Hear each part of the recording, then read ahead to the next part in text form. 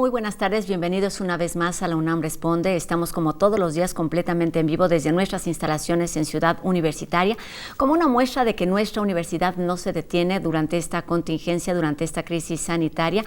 Estamos aquí para brindar ayuda e información a toda la ciudadanía y no solamente a la comunidad universitaria. Tenemos aquí todos los días la información más reciente que se va generando en torno a esta crisis ocasionada por el virus del SARS-CoV-2 y lo hacemos, por supuesto, de la mano de la voz de nuestros especialistas universitarios que siguen trabajando desde muy distintas trincheras.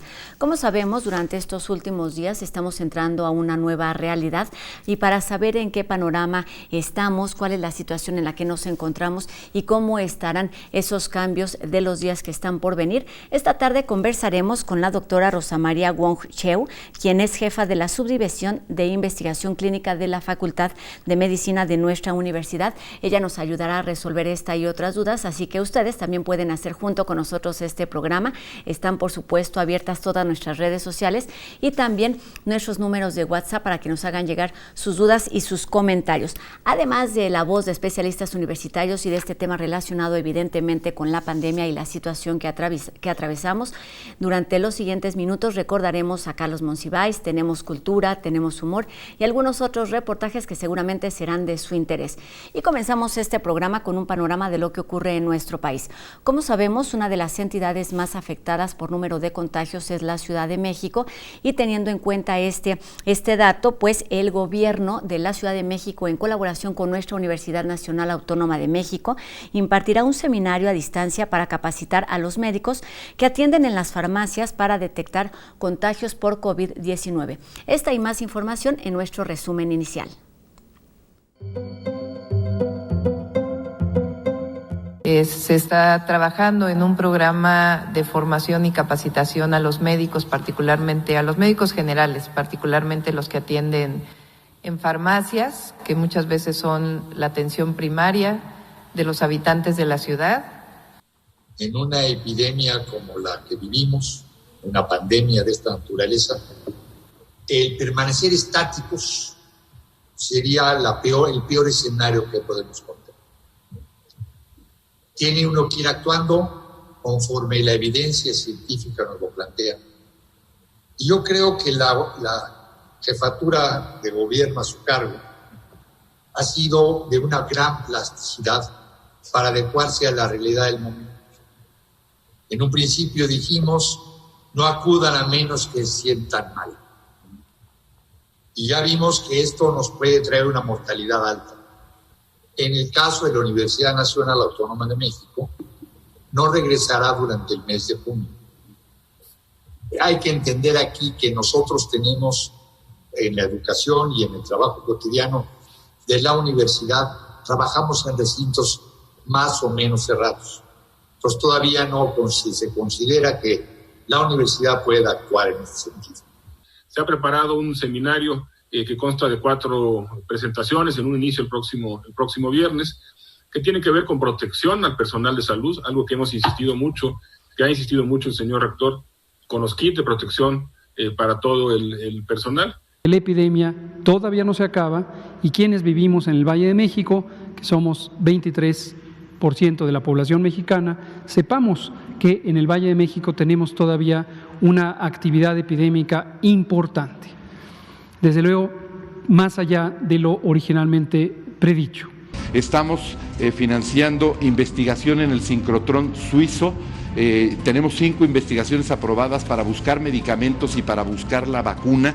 Pero también muy importante, un principio que México ha sostenido, que está en nuestra Carta Constitucional, es pugnar por la igualdad jurídica de los estados, por la autodeterminación de los pueblos, más allá de su tamaño, de su poderío económico o militar. Contagios y decesos que siguen en aumento y de acuerdo a la Organización Mundial de la Salud, los casos por COVID-19 en el mundo suman ya más de 8.24 millones. Vamos con el panorama de lo que sucede con esta enfermedad en el mundo. Indonesia reportó 1.331 nuevas infecciones por coronavirus, su mayor aumento diario, llevando el número de casos a 42.762. Bangladesh registra 3.803 infecciones en las últimas 24 horas, con lo que sobrepasa la marca de los 100.000 casos. México reporta 4.930 nuevos casos de coronavirus y 770 muertes más. Rusia registró 7.790 nuevos casos de coronavirus, su aumento diario más bajo en 6 semanas. Alemania informa sobre un nuevo brote en una planta de procesamiento de carne, donde 650 trabajadores dieron positivo a COVID-19. En Inglaterra, el sistema de prueba y rastreo identificó 5.949 nuevos casos. Corea del Sur reporta 59 nuevos casos. Las infecciones aumentan constantemente en la zona de la capital después del rebrote originado en un club nocturno. En Honduras, el presidente Juan Orlando Hernández dio positivo a COVID-19. Kazajistán endurecerá las restricciones de COVID-19 a medida que el brote empeora en el país. Dinamarca abre fronteras a países de la Unión Europea, exceptuando a Suecia y Portugal. Japón aliviará las restricciones de entrada para personas provenientes de Australia, Nueva Zelanda, Tailandia y Vietnam. Con todo este panorama, una de las preguntas recurrentes es ¿cuándo terminará esta pandemia? Y esto lo responde enseguida el doctor Carlos Rosales. Buenas tardes, doctor. Gracias, Rosa. Qué bueno que sigue con nosotros en la UNAM Responde. Continuamos con las preguntas de nuestro público. Nos han preguntado, ¿cuándo una persona con COVID-19 deja de ser infecciosa? En realidad no sabemos cuánto tiempo una persona enferma puede transmitir el virus. Parece que las personas infectadas pueden transmitir el virus aún sin presentar síntomas. Hay reportes en Alemania y en Estados Unidos que sugieren que una persona deja de transmitir el virus 8 o 10 días después de que desarrolló síntomas. Sin embargo, esto no se ha confirmado con muchos pacientes. Y por otro lado, hay reportes, por ejemplo, de una mujer en Canadá que se enfermó a finales de marzo y después de 2 semanas parece haberse recuperado. Pero aún después de 50 días de haber sido diagnosticada, su prueba para el virus sigue siendo positiva. Entonces, es muy temprano para asegurar exactamente cuánto tiempo una persona transmite el virus. Lo mejor es asumir que todos son potencialmente contagiosos y aunque alguien se haya recuperado, hay que considerarlo potencialmente infectivo aún por 2 semanas más después de recuperarse de la enfermedad. Nos preguntan, ¿cuándo se declarará que la pandemia por COVID-19 ha terminado? La mayoría de los expertos de epidemiología concuerdan en que la pandemia habrá terminado en realidad cuando haya una reducción significativa de casos nuevos que se transmitan localmente o cuando se consiga una vacuna. Estos 2 escenarios se contemplan difíciles en el corto plazo y se espera que alcancemos alguno de ellos en los próximos 6 meses a 1 año. Mientras, tenemos que seguir siendo cuidadosos y prevenir el mayor número de infecciones posibles. Siga las recomendaciones y con eso nos protegeremos todos. Muchas gracias. Regresamos con Rosa al estudio de TV UNAM. Gracias, doctor. Han pasado 12 semanas desde que inició en nuestro país esta alerta sanitaria por COVID-19 y bueno, escuchábamos al doctor Gatell hablar de que el número de casos de contagio y de decesos pues han sido mayores a los que se estimaban en un principio y para saber qué ha pasado con estos números, para entender un poquito más la situación actual que atravesamos desde la ciencia y también cómo debemos prepararnos para el regreso a esta nueva realidad. Esta tarde me da mucho gusto saludar a una académica de la Facultad de Medicina de nuestra universidad. Se trata de la doctora Rosa María Wong Cheu, quien además es médico cirujano y tiene maestría y doctorado en ciencias médicas. Doctora, ¿cómo está? Buenas tardes. ¿Qué tal, Rosa Brizuelas? Buenas tardes, saludos a tu auditorio, buenas tardes a todos. Doctora, pues muchas preguntas hoy en día que continuamos en la fase 3 que se dio por iniciada allá alrededor del 21 de abril. Doctora, ya tenemos varias semanas en esta fase 3, ayúdenos a entender desde la ciencia, desde la realidad de acuerdo a los contagios, cuál es la situación que vivimos actualmente.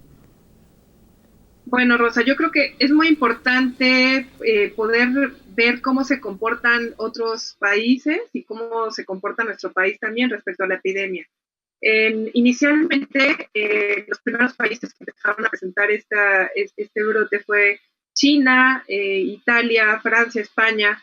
En esos países, en China, por ejemplo, que hicieron una contención muy importante de la epidemia, lograron en 3 meses disminuir el número de casos. En el caso de Italia, España, Francia, pues también más o menos en 3 meses fue cuando empezó a disminuir. O sea, hubo un pico muy importante y después empezaron a bajar el número de casos. En nuestro caso, en México, empezamos esta campaña de Susana Distancia y se cerró todo el país para hacer distanciamiento social a partir del 23 de marzo. Y bueno, pues ya vamos a cumplir casi 3 meses en esta distancia. ¿Qué es lo que ha pasado? Bueno, pues las proyecciones matemáticas iniciales decían que probablemente el pico iba a ser en mayo. Sin embargo, esto es algo muy cambiante y tiene que ver mucho con las medidas que se logren llevar a cabo en una población. Si nosotros recordamos qué fue lo que hicieron en China y en otros países como Alemania, que fueron los que lograron pues combatir esta enfermedad, Corea, por ejemplo, y otros países, hacían una gran cantidad de pruebas a personas que fueran potencialmente contagiosas, las aislaban, y esto hacía que estas personas pararan un poco la transmisión y dejaran de contagiar unas personas a otras. Ahora, en México, pues en realidad no hemos hecho una cantidad de pruebas igual que otros países. Tampoco es tan fácil hacer pruebas porque requieren una técnica muy específica, un entrenamiento especial, se tiene que hacer en laboratorios que tengan entrenamiento y la capacidad para hacer pruebas de biología molecular, que no puede ser en cualquier lado. Y si ustedes recordarán, al principio solamente el INDRE hacía las pruebas, y después poco a poco hubo diferentes laboratorios que pudieron empezar a hacer las pruebas. Entonces, cuando llegó el virus a nuestro país, solamente se hacían pruebas a personas que hubieran viajado fuera de México. Sin embargo, hay algunos indicios que desde la primera semana de marzo ya estaba circulando el virus y todos los eventos multitudinarios, ustedes recordarán el Vive Latino, esta marcha de las mujeres, el 8 de marzo y todos los demás eventos que hubo, pues esta concentración de personas hace que haya una mayor cantidad de contagios. Se tomaron todas las medidas para hacer el control y bueno, pues la movilidad se disminuyó importantemente. Había reportes que la movilidad se disminuyó desde la primera semana por cuestiones de la segunda semana, y esto por iniciativa también de la academia. Ustedes recordarán que la UNAM empezó a cerrar las actividades a partir del 17 de marzo, también por iniciativa de la industria, de los industriales, de los empresarios, empezaron a cancelar los eventos masivos, viendo precisamente cuál era la gravedad de esta pandemia. En este momento hemos tenido un incremento constante y el porcentaje de positividad que nos habla también sobre si hay transmisión o no hay transmisión activa en México, pues ha ido aumentando constantemente. Todavía no llegamos a una meseta, todavía no bajamos el número de casos, entonces estamos en el pico de la pandemia. Pues en este momento ya se suspendió esta sana distancia a nivel nacional, porque aunque estemos en el pico de la pandemia, hay lugares donde hay una mayor transmisión que otras poblaciones, y entonces pues por eso se suspendió y decidieron hacerlo por este sistema de semáforo, donde dependiendo si es verde, amarillo, naranja o rojo, es si abren o no abren estas actividades comerciales, industriales, todo lo demás. Entonces, en este momento, ¿dónde estamos? Bueno, pues estamos todavía en el pico, tal vez en la meseta de la curva, todavía no sabemos. Llevamos 3 días en que parece que no ha aumentado el número de casos diarios, pero sí tenemos una gran cantidad de casos. Como ya lo mencionaron al principio de este programa, estamos teniendo entre 4.500 y alrededor de 4.500 casos diarios y 770 muertos, que es una cantidad bastante importante. Exactamente, doctora. Considerando, por ejemplo, esta cifra de las que nos habla, más de 19,000 personas que han perdido la vida a causa de COVID-19 en nuestro país, es una cifra alta, y aún con esto y con estas, adaptaciones de acuerdo a las zonas que se van registrando en nuestro país, pues se comienza ya a preparar el regreso a esta nueva realidad. ¿Cuál es el panorama? ¿Qué esperar cuando estas actividades empiecen a reanudar de forma paulatina, como se está haciendo? ¿Qué esperar en las próximas semanas, doctora?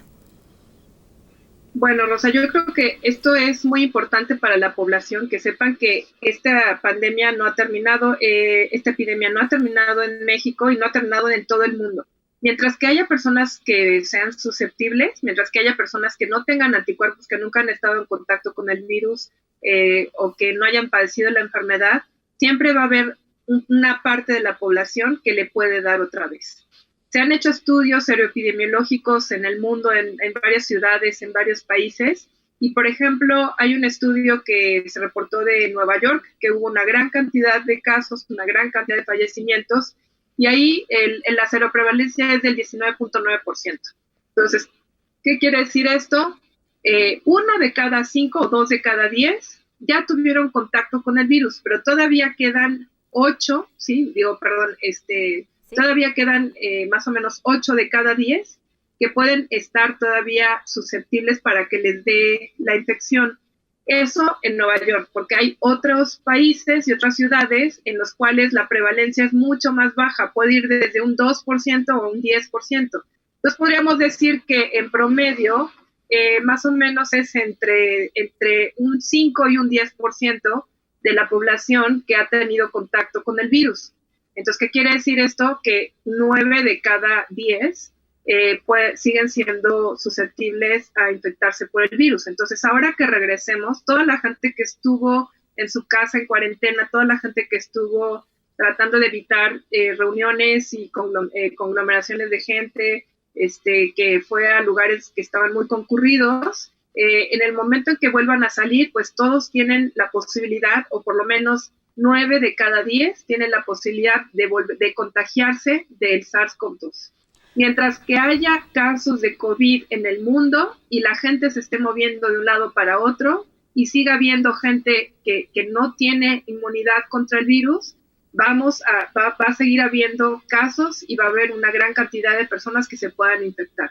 Tenemos el ejemplo de China, que acaban de cerrar Pekín precisamente por la gran cantidad de casos que están empezando a ver.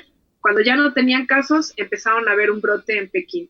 Tenemos el ejemplo de Irán, donde había subido el pico de contagios, luego bajó el pico de contagios y nuevamente hay un segundo pico y hay un rebrote.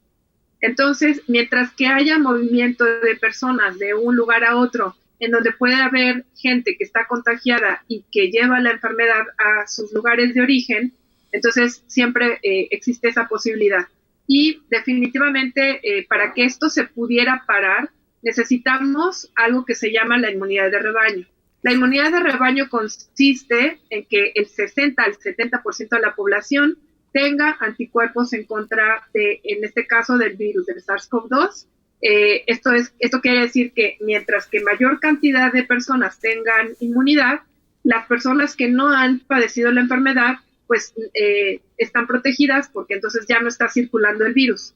En este momento en que solamente el 10% tiene inmunidad, pues entonces hay un 90% que es susceptible y entonces uno contagia a otra persona y esta persona puede contagiar entre 2 y 6 personas, o sea, el R0 se ha calculado en 2 inicialmente y después en 6. Entonces una persona contagia a 6 personas y esas 6 personas a otras 6 personas, y así se va esparciendo esta enfermedad. En pocas palabras, falta mucho para lograr esta inmunidad de rebaño, doctora, que es lo que se espera en un virus, con un virus como este. Necesitamos una vacuna, ¿sí? Y hay algunos cálculos que dicen que para que se dé la inmunidad de rebaño con una infección natural, pueden pasar a veces hasta 2 años. Muy bien. Doctora, pensando y retomando este tema de la inmunidad, hay muchas personas que se dice son asintomáticas. ¿Cuándo se obtiene la inmunidad? ¿Cuándo desarrollas la enfermedad o cuando tienes el virus? Explíquenos de este tema. Sí, la inmunidad es una respuesta del cuerpo a la entrada de alguna bacteria, virus, parásito, algo que sea infeccioso, ¿no? En el caso, hablando de enfermedades infecciosas. Entonces, en el caso de esta enfermedad específicamente, sabemos que hay un porcentaje importante de personas que pueden presentar infección asintomática. ¿Qué quiere decir esto? Las personas, o sea, el virus entra al organismo, se replica, pero no causa ninguna enfermedad. Esas son personas asintomáticas. O también se ha visto que el virus se está replicando, no tiene síntomas, pero puede infectar a otras personas y unos 3-5 días después presentar la enfermedad. Entonces, ¿cuándo vamos a desarrollar anticuerpos y células de memoria? Cuando nuestro cuerpo esté en contacto con el virus y replique el virus dentro de nuestras células. Es decir, si no desarrollas síntomas, aún no te vuelves inmune. No, si no desarrollo síntomas, puedo desarrollar anticuerpos. Ok, de acuerdo. Lo que no sabemos es cuánto tiempo duren los anticuerpos y si estos anticuerpos nos eviten una recaída o una reinfección o no sabemos si a la larga, pues estos duren para toda la vida. Es algo que no sabemos de este virus. Apenas llevamos 6 meses conociendo la enfermedad. Exactamente, lo que sí podemos hacer es guardar esta distancia y en caso de tener síntomas o de tener una prueba positiva, pues la recomendación es el aislamiento por lo menos durante 14 días. Doctora, tenemos todavía muchos temas de qué hablar sobre los tratamientos, las vacunas, las pruebas de que se están realizando y los tipos de pruebas que se pueden hacer para identificar este virus. Le pedimos que nos permita unos minutos aquí en este programa porque tenemos más información y volveremos con este tema. Y es momento de hacer una pausa, después volvemos con cultura, humor y mucho más. No se vayan.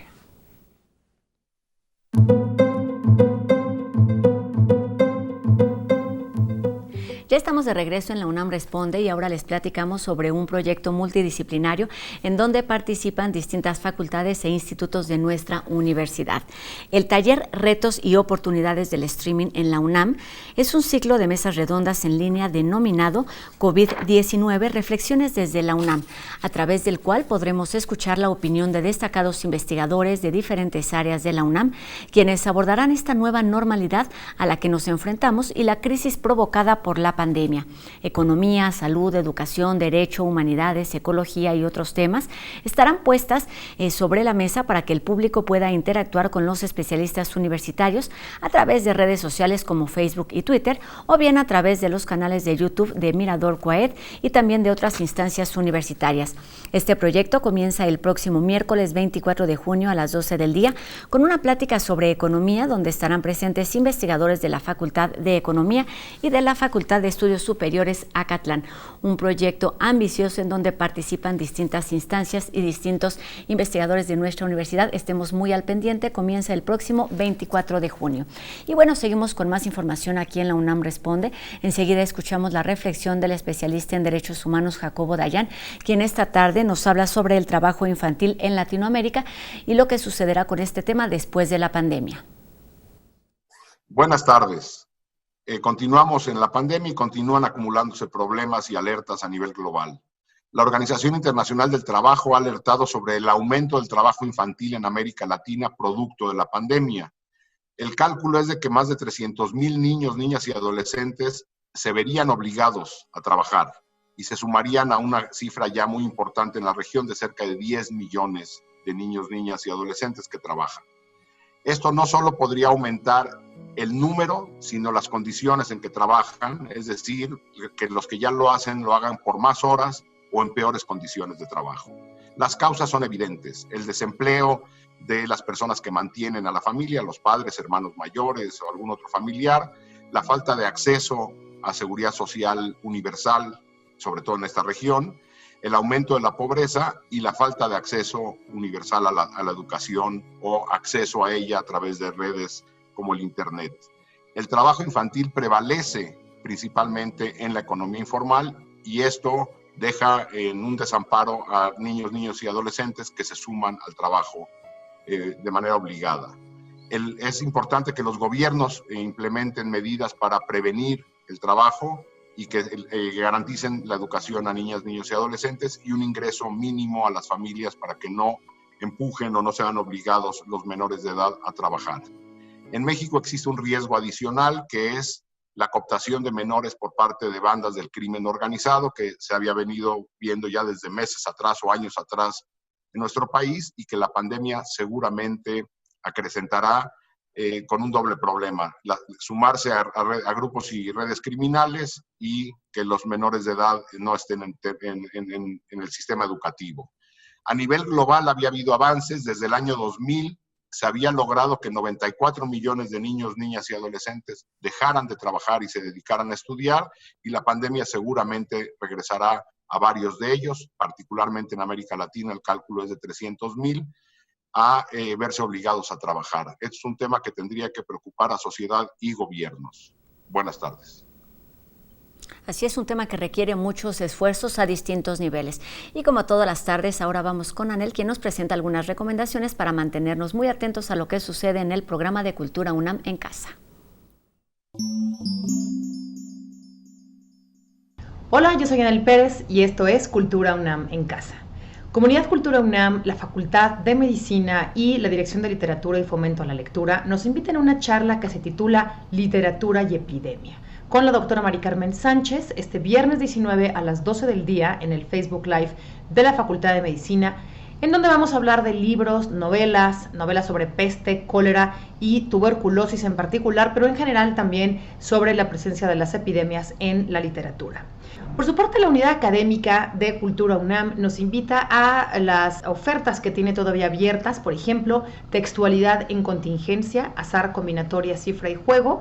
Este es un seminario taller que imparte Tania Aedo mediante una serie de lecturas, todas ellas sobre creación textual y poesía.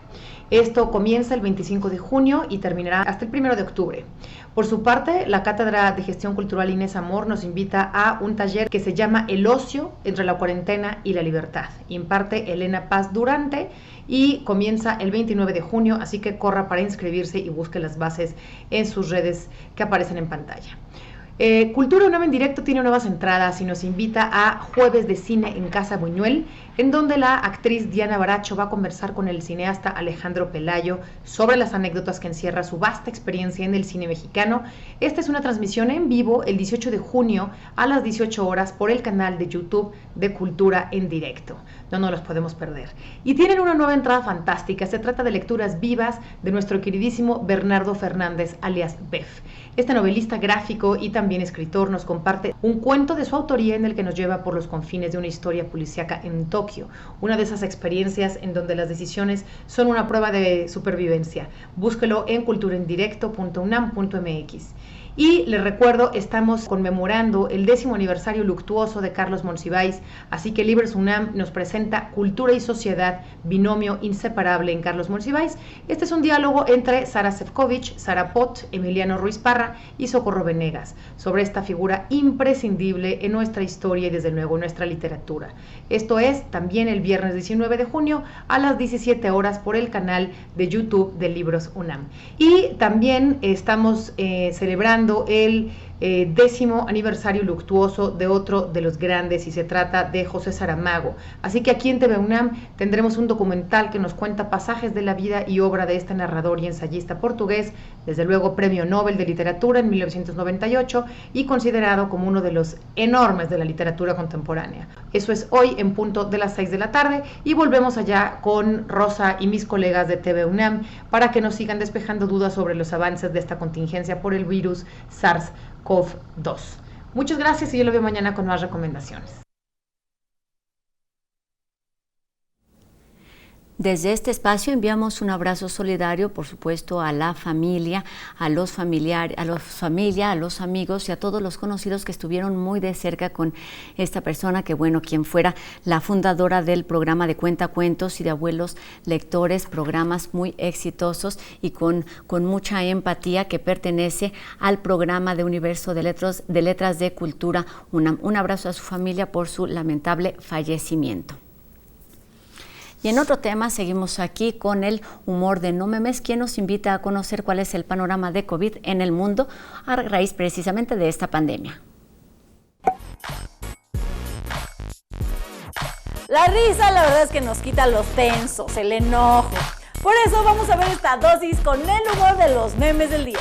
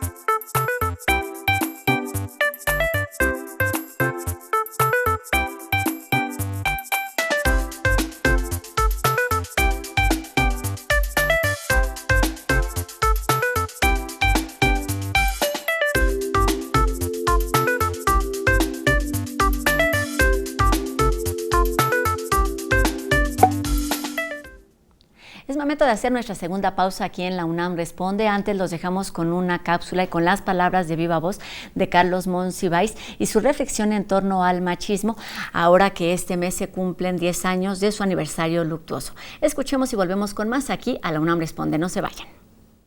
El machismo, desde luego, es un proceso que dista mucho de haberse acabado, y pese a todo lo que ha significado la crítica feminista en estos años y a lo que ha significado el proceso mismo de modernización, que, entre otras cosas, tiene la virtud de volver muy impracticable, por poco rentable, al machismo en muchísimas circunstancias, aún persiste. Pero, insisto de nuevo, no sé de qué modo ligar al machismo, que es una imposición, es una aplicación, en este caso nacional, de la práctica internacional del patriarcado.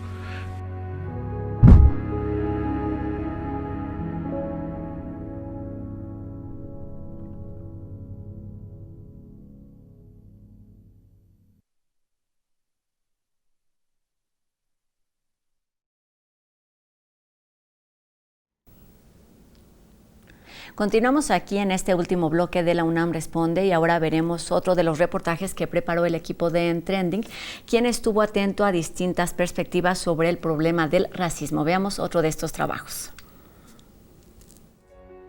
Aunque el racismo no es una problemática única de Estados Unidos, en este país la comunidad afrodescendiente sufre una enorme desigualdad en términos de ingresos, oportunidades, educación, estado de salud y relaciones con las instituciones de la ley y la justicia. El racismo sirve para frenar la movilidad social de los grupos en desventaja. Es una manera de inferiorizarlos y de detenerlos y de evitar que tengan patrimonio, riqueza, que tengan aspiraciones. Es como una manera de decir, este es tu lugar y aquí te quedas. Hay que entender que el racismo es intrínseco a la desigualdad en los Estados Unidos y que los negros no nada más han sufrido la discriminación racial, sino también la discriminación económica.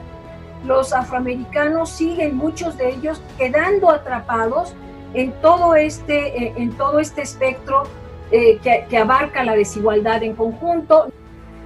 Las muertes de personas en confrontaciones con la policía, como en el caso de Floyd, es algo que se repite cientos de veces al año en Estados Unidos. El 24% de los muertos a manos de la policía son negros, aunque el grupo solo constituye el 12% del total de la población del país. La tasa de encarcelamiento es 6 veces mayor para negros que para blancos. En 2018, la población carcelaria era en un 33% negra y en un 30% blanca. Sin embargo, los blancos cubren el 60% de la población estadounidense. Incluso en la afectación actual por la pandemia, son los afrodescendientes quienes más están padeciendo. En la población de los Estados Unidos, alrededor del 22% de los que tienen COVID-19 y el 23% de los que han muerto a causa de él son negros.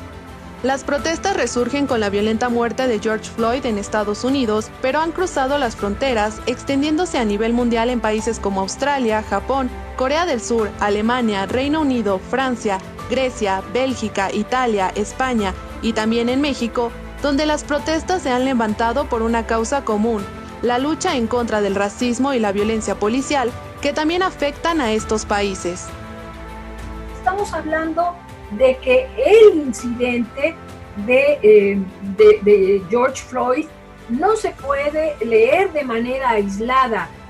Quizá la pregunta que nos tendríamos que hacer es cómo es que todo este fenómeno que hoy es global viene acompañado de un descrédito de las fuerzas policíacas y cuál es el riesgo de esta circunstancia. Me parece que es importante porque el riesgo de que crezca la desconfianza en las fuerzas policiales porque tienen una actuación desmedida, fuera de lugar, puede ser también aprovechado por terceros, por otro tipo de grupos, para generar mayor inestabilidad política y social al interior de cada país. Y para seguir hablando de pruebas de diagnóstico, de tratamientos, de vacunas, de cuál es el panorama de acuerdo a la fase en la que nos encontramos, retomamos nuestra conversación con la académica de la Facultad de Medicina, la doctora Rosa María Wong Cheu, quien además es médico cirujano y pertenece a la Asociación de Médicos del Hospital Infantil de México, Federico Gómez. Doctora, nos hablaba en el primer bloque de esta entrevista sobre el lugar donde se hacían las pruebas. Sabemos que en un principio solamente era el INDRE. Afortunadamente, con el paso de los días y las semanas, pues hay otras instituciones y parece hay distintas pruebas que se realizan para detectar esta enfermedad. Háblenos de cuáles son las pruebas, de qué características tienen hoy en día a 3 meses de iniciada la crisis en nuestro país. Sí, gracias, Rosa.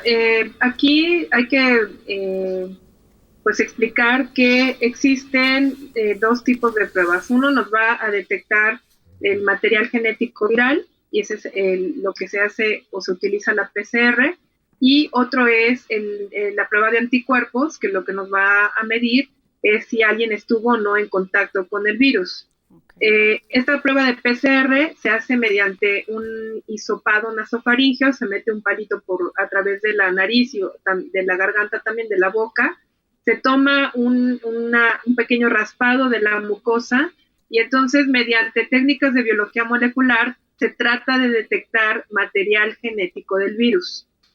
Ese es un tipo de pruebas, que son las que hacemos en la primera fase de la enfermedad, porque hay una replicación activa. Hay que tener en cuenta que esta enfermedad tiene 3 fases. La primera es una replicación viral activa, donde hay infecciones leves, puede haber respiratorias o puede ser asintomática. Una segunda fase pulmonar y una tercera fase de una respuesta inflamatoria sistémica importante y un daño pulmonar muy importante, y esto es por cuestiones de la tormenta de citocinas, que son pues más bien una respuesta inmunológica muy, muy importante. Entonces, cuando nosotros estamos en la primera fase, en donde hay una replicación activa muy importante, el punto máximo donde podemos nosotros detectar el virus es 5 a 7 días después de iniciados los síntomas. Sin embargo, entre el día 1 y el día 7, si hacemos una PCR, esta puede ser positiva hasta en un 60, un 80%. Si la persona sigue evolucionando y progresa a una neumonía, si hacemos una prueba a nivel de la nariz y de la garganta, entonces disminuye el porcentaje de positividad, pero aumenta si se hace un lavado bronquialveolar, o sea, se toman una muestra de un lavado de los bronquios, y entonces ahí la prueba puede ser 90% de sensibilidad, o sea, nos permite detectar el virus en una mayor proporción. Y las pruebas de anticuerpos, cuando tenemos la infección activa, no nos sirven. ¿Por qué? Porque los anticuerpos se empiezan a presentar hasta entre 7 y 14 días después. Un anticuerpo que se llama IgM, lo podemos ver entre el día 7 y el día 12, y el anticuerpo que se llama IgG lo podemos detectar entre el día 12 y el día 15. Entonces, si hacemos una prueba de anticuerpos cuando está la enfermedad activa en los primeros días, van a salir negativos, pero no quiere decir que el paciente no tenga la infección. Ahí tenemos que hacer una prueba de PCR. Y si el paciente ya pasó la enfermedad, ya pasaron varios días, hacemos un PCR y sale negativo, no quiere decir que no haya tenido la enfermedad, pero entonces ya no tenemos la capacidad, mediante esa prueba de PCR, de poder detectar el virus. Entonces, ¿qué tenemos que hacer ahí? Hacer una prueba de anticuerpos, y con eso podemos ver que la persona ya estuvo en contacto con el virus y que tiene anticuerpos. Doctor, estas dos pruebas es la razón por la que hay quizá, digamos, diferencia en cuanto a las cifras, en cuanto a los contagiados que se van dando día con día en nuestro país, bueno, y en el mundo entero. Bueno, lo que se está, en realidad lo que se está reportando son las pruebas positivas para PCR. Y específicamente en nuestro país, que tenemos un sistema de vigilancia epidemiológica de Centinela, se le hacen las pruebas solamente a aquellos que tengan síntomas y que estén graves, que estén hospitalizados. Sí. De acuerdo. Doctora, le voy a hacer dos preguntas que tenemos aquí, digamos, de nuestro auditorio que nos han ido llegando durante los días recientes. Una es, ¿las pruebas son útiles en etapas tardías para saber qué tanta población ha tenido contacto con el virus? Y la otra es, ¿cómo saber si ya tuvimos la enfermedad y fuimos asintomáticos? Sí, bueno, precisamente estas pruebas de anticuerpos son las que nos permiten saber si alguien fue asintomático y tuvo la enfermedad y nunca se dio cuenta, y también nos sirve para saber qué parte de la población ya tuvo contacto con el virus.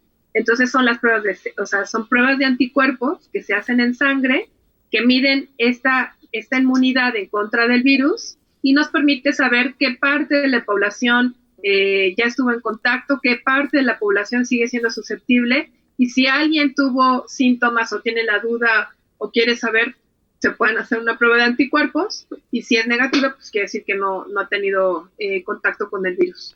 Doctora, nuestra universidad está realizando pruebas. ¿Cuál es la que se aplica en nuestra casa de estudios?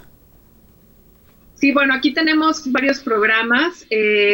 Por un lado tenemos uno de los laboratorios de la Facultad de Medicina, que está liderado por la doctora Yolanda López Vidal, está haciendo pruebas para todos los universitarios. Cualquier persona que trabaje en la universidad que tenga síntomas, que sea alguien sospechoso, entonces se puede hacer la prueba con este laboratorio y esta área.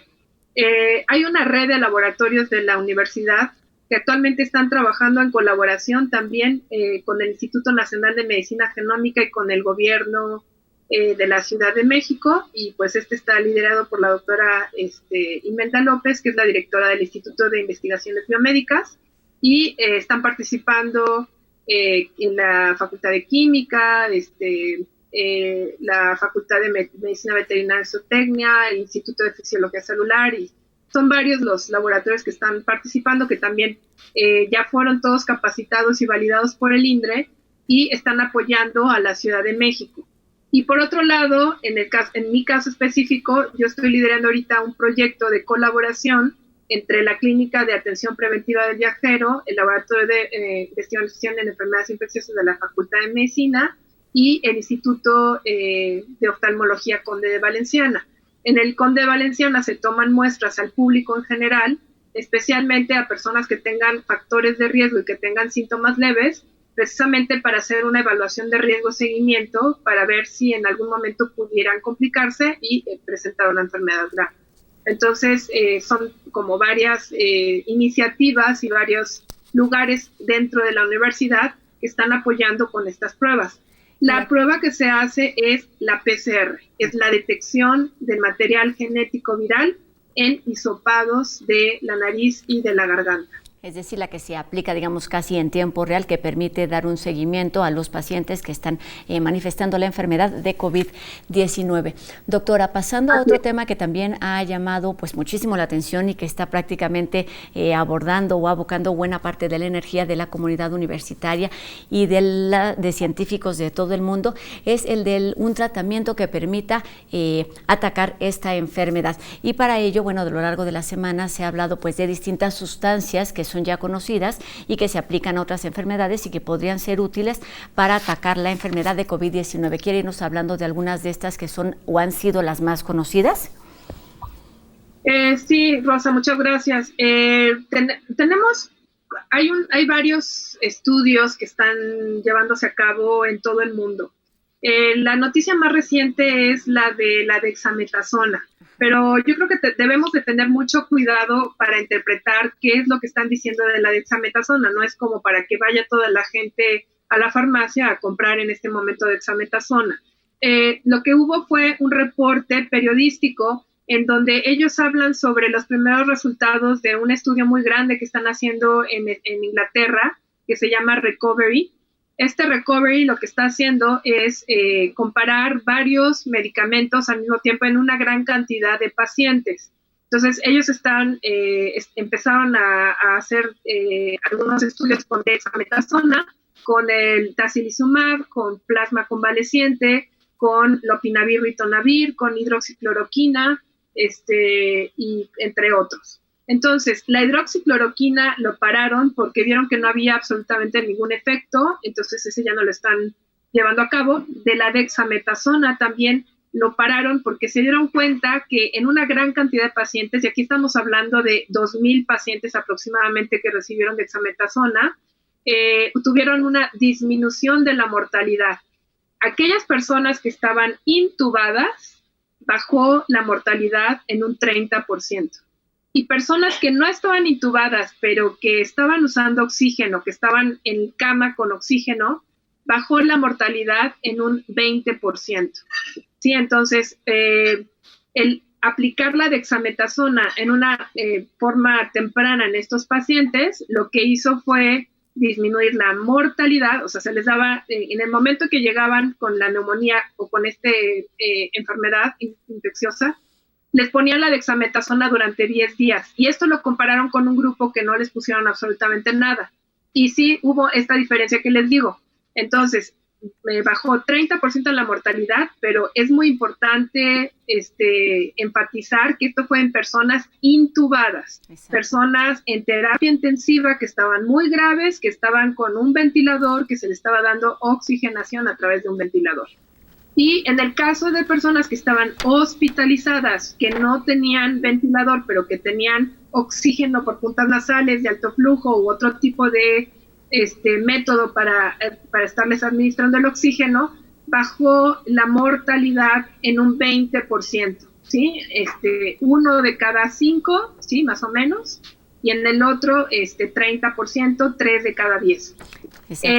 No es para personas con enfermedad leve, esto es solamente en personas graves, ¿sí? Entonces, es importante que la población sepa eso para que no, en el momento que tengan COVID, pues vayan corriendo a ponerse la dexametasona. Sí, tiene que ser bajo prescripción médica y en condiciones muy específicas. Exactamente, es muy importante decir que no se quita yendo a comprarlo a la farmacia, se debe tener un tratamiento y un diagnóstico completo. Esta sustancia de dexametasona fue estudiada por un grupo de científicos de la Universidad de Oxford, y la hidroxicloroquina, ya la Organización Mundial de la Salud, como bien nos dice, fue quien decidió terminar estas pruebas con esta sustancia porque efectivamente no estaban teniendo, ninguna mejoría. Y hay otra sustancia, doctora, que es la sofosbuvir, que está, es una sustancia que están estudiando científicos de nuestra universidad, en donde está por ahí el maestro Antonio Lascano. Así es, el sofosbuvir es un inhibidor de la polimerasa. Hay que recordar que los virus, para que puedan replicarse, se puedan transmitir y puedan infectar una célula a otra, necesitan usar una célula del organismo al que está infectando. En este caso, para que se pueda replicar o que se pueda reproducir este virus, tiene una enzima que se llama polimerasa. Entonces, el sofosbuvir lo que hace es que inhibe a esta polimerasa. En el momento en que se inhibe la polimerasa, ya no se puede replicar el virus, ya no puede ir a infectar, y entonces, en teoría, debería tener algún efecto antiviral. Sí así como lo ha definido el maestro Lascano, también ha habido otras personas que están alrededor del mundo. Se ha sugerido también el uso de sofosbuvir, precisamente porque actúa a nivel de la polimerasa. Pues es una de las opciones que se podría investigar si es que tiene o no tiene algún efecto clínico importante. Pero sí, el sofosbuvir se utiliza para tratamiento de hepatitis C. Exactamente, digamos, lo que se debe decir hasta el momento es no hay ninguna sustancia que haya sido completamente aprobada para tratar esta enfermedad de COVID-19, ni en México ni en el mundo, entonces no salgamos corriendo a la farmacia en caso de tener alguno de estos síntomas, son otros los procesos que se deben seguir. Doctora, para terminar esta entrevista me gustaría que termináramos justo hablando de, bueno, estamos en fase 3, esperamos ya el regreso a esta nueva realidad que no sabemos cómo será del todo, pero hay algunos consejos o algunas recomendaciones que debamos tomar para este regreso. Por ejemplo, bueno, estos días o estas semanas hemos estado, como ya lo decía, en contacto directo con nuestra familia únicamente, salimos para lo indispensable. ¿Qué sucederá con el regreso al trabajo, con el uso del cubrebocas, con uso de lentes, quizá? ¿Cuáles son estas recomendaciones generales que podemos dar a la población en esta etapa de COVID-19 en México? Bueno, yo creo que hay que recordar que todavía hay una gran parte de la población que puede ser susceptible, que se puede infectar y que puede desarrollar la enfermedad. Entonces, no bajemos la guardia, no salir en caso de que no sea necesario, evitar los lugares que estén muy concurridos. Y si es que tienen que ir a lugares concurridos, por ejemplo, gente que tiene que trabajar y se tiene que subir al metro o a los lugares o al transporte público, pues siempre utilizar mascarillas, si pueden también careta, lavarse las manos constantemente, no tocarse los ojos, nariz y boca, y bueno, pues en cuanto se bajen del lugar del transporte público, pues lavarse muy bien las manos con agua y con jabón o aplicarse alcohol gel. Estar a 1,5 metros por lo menos de distancia del resto de la gente y bueno, evitar, como les dije, grandes conglomerados de personas. Ahora que estamos incorporando este cubrebocas a nuestra vida diaria, nos llegan muchas preguntas en torno al material que se puede usar. ¿Se pueden hacer cubrebocas caseros o qué tipo de material se recomiendan que sean efectivos para evitar el contagio durante las siguientes semanas, doctora? Sí, hay una publicación de un estudio que se hizo en el Instituto de Física, me parece, que lo que dice precisamente es que 3 capas de poliéster son bastante buenas para proteger lo más que se pueda. Entonces sí hay que tener mucho cuidado también con los cubrebocas porque estamos generando mucha contaminación al ambiente y pues es algo que también tenemos que tratar de evitar. Entonces se podrían utilizar cubrebocas caseros. Si utilizan 3 capas de poliéster sería lo ideal porque aparentemente eso disminuye mucho el tamaño del poro y la posibilidad de que puedan pasar los virus por ahí. Y lo más importante, si todos usan cubrebocas, entonces las personas que pudieran estar exhalando o que pudieran estar produciendo estos aerosoles y que puedan ir a infectar a otras personas disminuiría mucho. Aquí la idea es que todos traigan cubrebocas para que se disminuya importantemente el riesgo de contagio.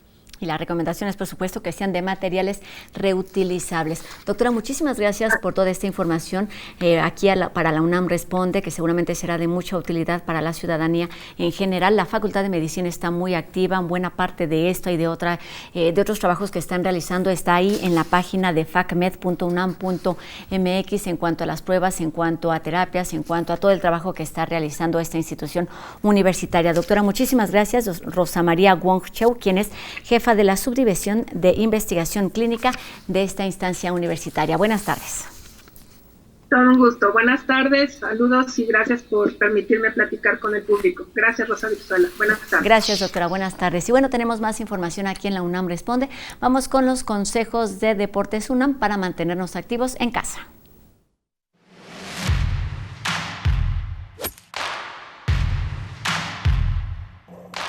Hola Pumas, yo soy Angélica. Para esta cuarentena te presentamos ejercicios de gimnasia estática para que te pongas bueno en casa.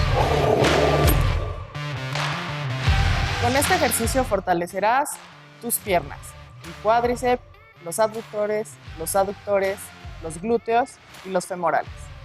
Te sostendrás de algo que te pueda dar apoyo. Vas a abrir tu pierna con la punta siempre viendo hacia ti y harás movimientos de abrir y cerrar. Esto fortalecerá tu abductor. Lo harás 10 veces y lo repetirás en 3 ocasiones. Para fortalecer tu aductor, realizarás el mismo movimiento con la punta hacia arriba y harás movimientos de cerrar 10 veces durante 3 ocasiones. Colocarás tu pierna derecha con la punta viendo hacia arriba, derechito con el abdomen activado y harás movimientos de patear. Fortalecerás de esta manera tus cuádriceps. Harás este movimiento 10 veces, vas a descansar y lo repetirás en 3 ocasiones. Para fortalecer tus glúteos y tus femorales, te colocarás sosteniéndote de una silla con la punta viendo hacia abajo, bien estirada la pierna y harás movimientos hacia atrás. 10 veces, descansarás y lo repetirás en 3 ocasiones.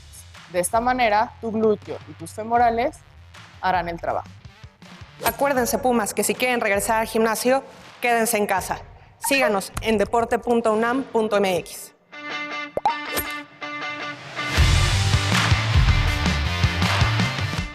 No hay pretexto, ejercicios muy sencillos para mantenernos activos. Y con esto terminamos un programa más de la UNAM Responde. Recuerden nuestra retransmisión hoy en punto de las 6:30 de la tarde por TV UNAM y mañana completamente en vivo para cerrar la semana a las 2:30 de la tarde. Que tenga usted una excelente tarde. Nos vemos mañana. Adiós.